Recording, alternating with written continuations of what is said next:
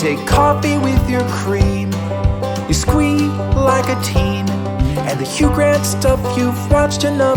You mumble it in your dreams. You rock out on a broom and mangle some tunes. On weekends you dance in jammy pants until the afternoon. And I know it's hard to think that someone could be in sync with all your eccentricities.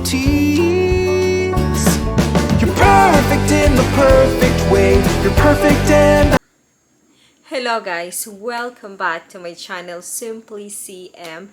And ayusin ko muna kayo, be. Wait lang. Yes. O, hindi pa rin. Wait. There. Yes, welcome back to my channel, Simply CM. And right now is officially 2024. January 1, 2 in the morning. Ganon. So yun guys, kumusta ang inyong New Year? Ang sa amin naman ay we celebrated it with our friends dito sa aming bahay. Pero, hindi na talaga siya katulad ng dati guys na parang sobrang party-party, ganyan. Kasi nga, tumatanda na rin kami kahit papano.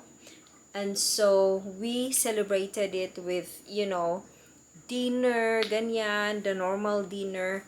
Tapos, konting sayawan, and then kwentuhan, ganun lang.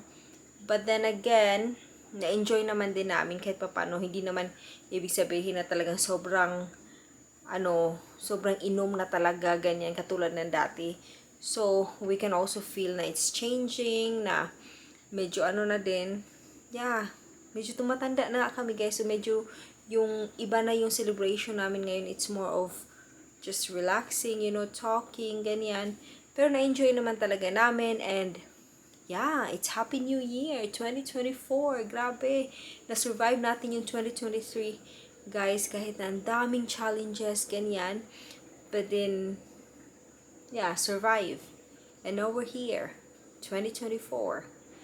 And I hope na this year, lahat tayo magiging happy and healthy. And ano pa ba, yung lahat ng mga goals natin this year ay matupad. Yeah. And in 7 days, exactly 1 week from now, ay nasa Pilipinas kami. Actually, yun yung flight namin January 8, tapos January 9 nasa Pinas na kami. And it's so exciting. I mean, I am excited really. Kasi nga during this time, ito talaga yung parang hindi ko gusto sa Denmark guys. Yung weather nila pag January, February, March, yung gano'n na parang sobrang ginaw kasi nga snow, tapos madilim. Ganyan, so maganda din na parang escape. Punta tayong Pinas, doon tayo sa maaraw. Ganyan. So that's what, bakit ba ako tumitingin? Tumitingin ako lagi doon kasi ang dami pang lilinisin. But then we're gonna do it after naming matulog kasi nga 2 in the morning. Wala na talagang energy guys na maglinis pa. So I'm gonna do all of those things later on today. So, yeah. Ang bilis na ng panahon. As in, a week from now, papunta kami ng Pilipinas. And then, so medyo, it's gonna be a busy week for me. Kasi nga, alam nyo naman na, medyo matagal kami magstay doon. So, we have to make sure na parang dala-dala namin yung mga kailangan namin dalhin.